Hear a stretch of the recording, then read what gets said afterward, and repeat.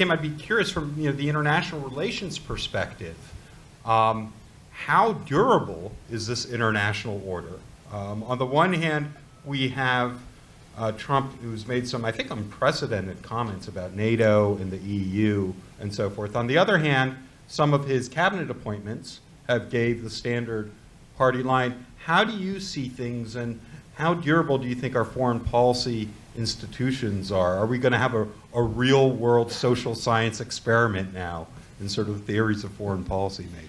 Yeah, I think when it comes to U.S. foreign policy, it definitely is an experiment, because not only do several of his very important cabinet picks disagree with him on Russia and NATO, but also several leading members of the Senate and the U.S. Congress from his own Republican Party disagree with him very strongly on Russia and NATO. And there is a movement afoot to impose congressional sanctions on Russia.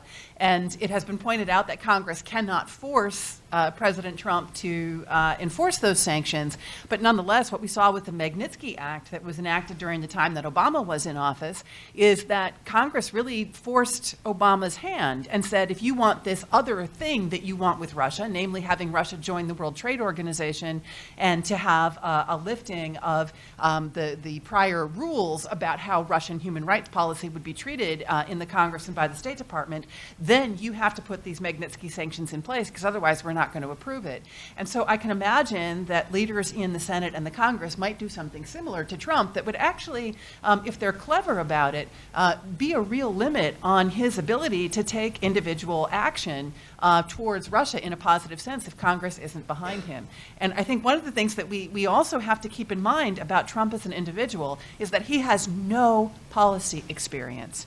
And so it's possible that he's going to make all of his decisions on sort of seat-of-the-pants kinds of ideas, but also he's going to have to rely on other people, and he's going to have to rely on the Congress and the Senate, not merely for foreign policy, but for all of the domestic restructuring things that he wants to do. That's not going to happen without congressional support for him, including on things like budget questions. And so I think that is an incredible experiment that we really haven't seen before. But I think when we're thinking about Russia and the West, what is really important is not so much even what happens in the United States, but what happens in Europe. And I would urge all of us to pay special attention to the elections that are coming up in places like France, in places like the Netherlands, and I think there's someplace else that I'm... Germany, yes. And whether it appears that there is Russian influence in those elections, and whether it appears that parties that are less congenial towards the European Union and towards NATO are the ones that are coming to the forefront, because I think it's really Europe that the largest experiment is happening right now, and that is all about the future of the European Union. And I think the European Union and NATO are fundamentally connected to each other in terms of being a project of collaboration among liberal democracies. And there's a real question about what that's going to be like.